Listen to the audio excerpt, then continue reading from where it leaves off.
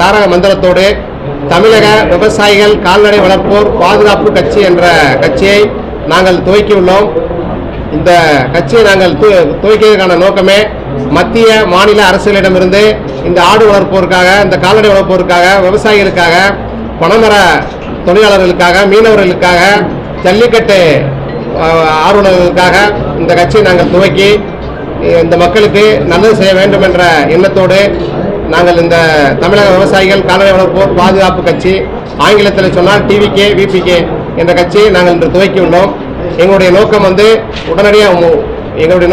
தமிழக அரசு ஆடு வளர்ப்போர் நலவாரியம் அமைக்க வேண்டும்.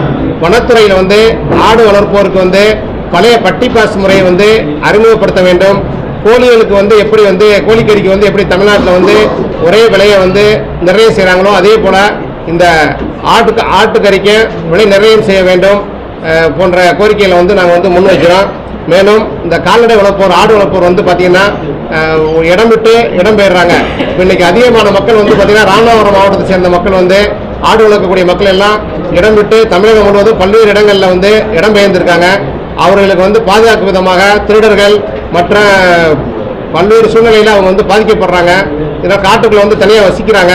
அவர்களை பாதுகாப்பு விதமாக கால்நடை வளர்க்கக்கூடிய மக்களுக்கு உடனடியாக சட்டமன்றத்தில் கால்நடை வளர்ப்போர் பாதுகாப்பு சட்டத்தை இயற்ற வேண்டும்.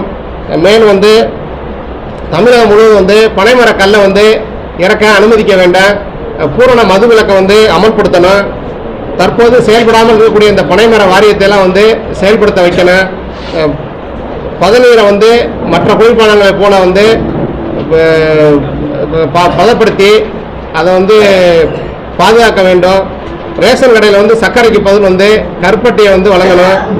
விவசாயிகளுக்கு பயிர் காப்பீட்டு தொகையை உடனடியாக வழங்கணும். ரேஷன் இது பாக்கெட் பால் தயாரிக்கும் நிறுவனங்களை உடனடியாக இழுத்து மூட வேண்டும். மேலும் பார்த்தீங்கன்னா இந்த கேன்சர் போன்ற கொடிய நோய்களை உருவாக்கக்கூடிய அந்த வெள்ளை கோழி, பிராய்லர் கோழியை அந்த பண்ணைகளெல்லாம் இழுத்து உடனடியாக மூடிவிட்டு நாட்டுக்கோழி பண்ணை அமைக்க அரசு மானியத்துடன் கூடிய கடனை வழங்க வேண்டும் போன்ற கோரிக்கைகளுக்காக நாங்கள் போராடுவதற்காக இந்த கட்சியை நாங்கள் உருவாக்கியிருக்கிறோம். மேலும் பார்த்தீங்கன்னா 2021 திமுக தேர்தல் அறிக்கையில் ஆடு வளர்ப்போர் நலவாரியம் அமைக்கிறதா சொல்லியிருந்தாங்க. அதை அமைக்கலை. அதே மாதிரி இந்த காவல்துறையில் 20 ஆண்டுகள் 2ஆம் நிலை காவலராக பணியில் சேர்ந்து 20 ஆண்டுகள் தலைமை காவலராக பணி முடித்தவர்கள் சிறப்பு சப் இன்ஸ்பெக்டர் வழங்கதான் சொல்லியிருந்தாங்க. அதையும் வழங்கலை. அதே மாதிரி இந்த ஜல்லிக்கட்டு மாடு வளர்ப்போருக்கு மாதம் 1000 ரூபாய் வழங்குவதாக சொல்லியிருந்தாங்க. அதையும் வழங்கலை. இந்த மாதிரி கோரிக்கைகளுக்காக மத்திய மாநில அரசிடம் பெற்றுக் கொடுப்பதற்காக நாங்கள் இந்த தமிழக விவசாயிகள் கால்நடை வளர்ப்போர் பாதுகாப்பு கட்சியை நாங்கள் துவக்கியிருக்கோம். எங்களுக்கு இது தமிழகம் முழுவதும் அனைத்து மாவட்டங்களிலையும் நாங்கள் நிர்வாகிகளை நியமிச்சிருக்கோம். சட்டப்படி இந்திய தேர்தல் ஆணையத்தில் நாங்கள் பதிவு செஞ்சுருக்கோம். இந்த அடித்தட்டு மக்களுக்காக போராடுவதற்காக, அவர்களுக்காக பாடுபடுவதற்காக இந்த கட்சியை நாங்கள் செயல்படுத்தியிருக்கோம். நாங்கள் ஏற்கனவே கால்நடை வளர்ப்போர் பாதுகாப்பு சங்கமாக தமிழகம் முழுவதும் அனைத்து மாவட்டங்களையும் நாங்கள் இருக்கிறோம். அதே மாதிரி வருகின்ற சட்டமன்ற தேர்தலில் பார்த்தீங்கன்னா நெருக்கி நாங்கள் இன்றைக்கி ஒரு 50 லட்சம் பேர் இந்த கால்நடை வளர்க்கக்கூடிய மக்கள் தமிழகத்தில் நாங்கள் இருக்கிறோம். அதில் ஒரு 50 தொகுதிகளில் நாங்கள் ஒரு வெற்றி தோல்வியை உங்களுக்கு தமிழகம் முழு 234 தொகுதிகளில் இருக்கிறோம். ப்ளஸ் இந்த 50 தொகுதிகளில் நாங்கள் வெற்றி தோல்வியை தீர்மானிக்கக்கூடிய இடத்துல இருக்கிறோம். குறிப்பாக தென் மாவட்டங்களில் நாங்கள் இல்லாமல் எந்த தொகுதிகளிலையுமே எந்த ஒரு பெரிய அரசியல் கட்சியுமே வெற்றி பெற முடியாது. எங்களுக்கு எங்களுடைய கோரிக்கை நிறைவேற்றக்கூடிய கட்சிகளோட நாங்கள் கூட்டணி அமைத்து நாங்கள் எங்களுடைய கட்சியுடைய பொதுக்குழுவையும் கூட்டி நாங்கள் கூட்டணி அமைச்சு கண்டிப்பாக நாங்கள் இந்த முறை சட்டமன்றத்தில் செல்வதற்காகவும் நாங்கள் ஏற்பாடு செஞ்சுட்டு இருக்கோம்.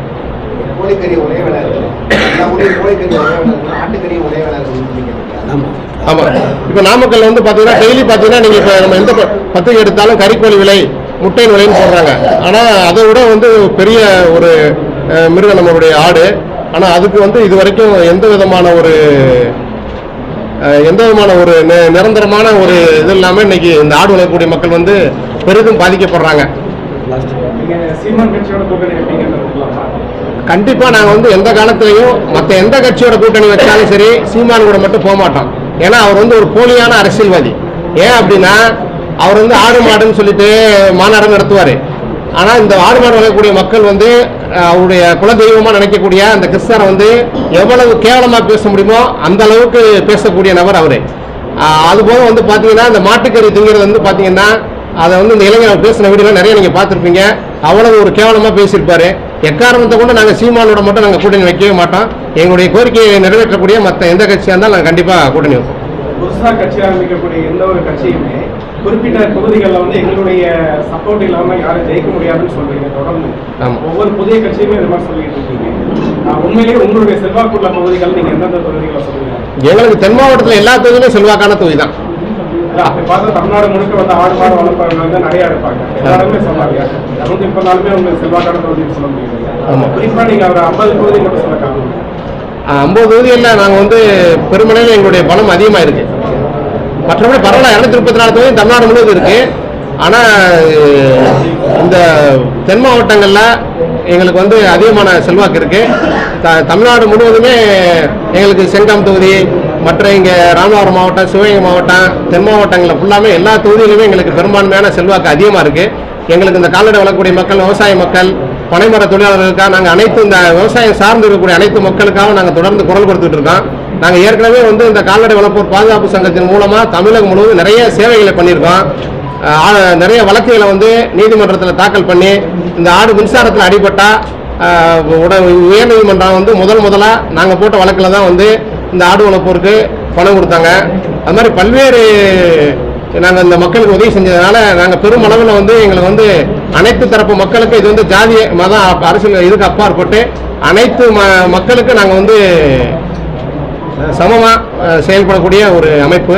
எங்களுக்குன்னு ஒரு மிகப்பெரிய ஒரு பின்னணி கொண்ட ஒரு அமைப்பு இது. அதனால நிறைய தொகுதிகளில் வந்து எங்களுக்கு செல்வாக்கு அதிகமாக இருக்கு.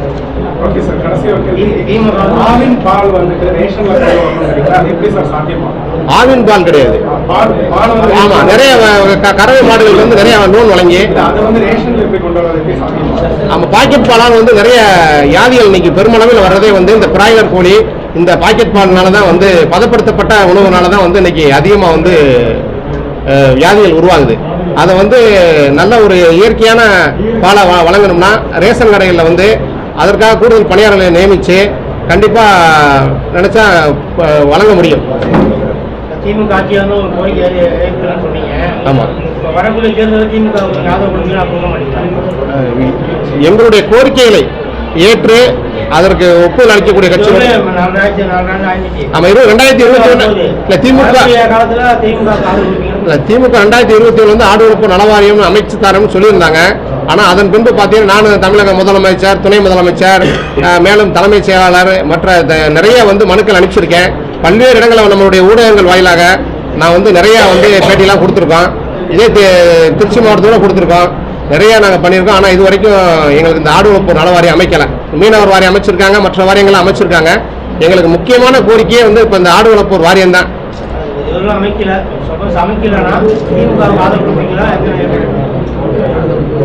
இல்லை, அது வந்து எங்களுடைய பொதுக்குழு கூட்டி தான் முடிவு செய்யப்படும்.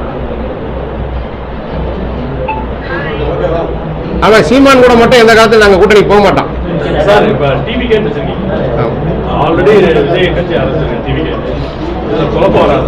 இல்ல, இது வந்து பாத்தீங்கன்னா அப்படி சொன்னா தமிழக வாழ்வுரிமை கட்சி அவரு டிவிகே தானே வச்சிருக்காரு. நாங்க அப்படி இல்லை. டிவிகே விபிகேனா தமிழக விவசாயிகள் கால்நடை வளர்ப்போர் பாதுகாப்பு கட்சி. ஆமா, டிவிகே விபிகே. வேற ஏதாவது கேள்வி இருந்தா சொல்லுங்க சார். அப்புறம் சார், இந்த பிளாஸ்டிக் பேப்பர் வந்து அரசாங்கம் வந்து கொஞ்சம் தடை செய்யணும். பிளாஸ்டிக் வந்து பார்த்தீங்க அப்படின்னு சொன்னால் நிறைய கால்நடைகள், அதனால் வருஷத்துக்கு லட்சக்கணக்கான கால்நடைகள் வந்து அந்த பிளாஸ்டிக்கை சாப்பிட்டு உயிரிழக்கிறாங்க. ஆனால் அரசாங்கம் வந்து அது முறைப்படி வந்து தடை செஞ்சாலுமே இன்னும் வந்து பார்த்தீங்கன்னா விற்பனை ஆகிக்கிட்டே தான் இருக்குது. அதற்கு வந்து ஒரு நிரந்தரமான ஒரு முடிவு கட்டணும். விவசாயத்தையும் பாதிக்க அது அந்த ஒரு சூழ்நிலையில் இருக்குது பிளாஸ்டிக்கு.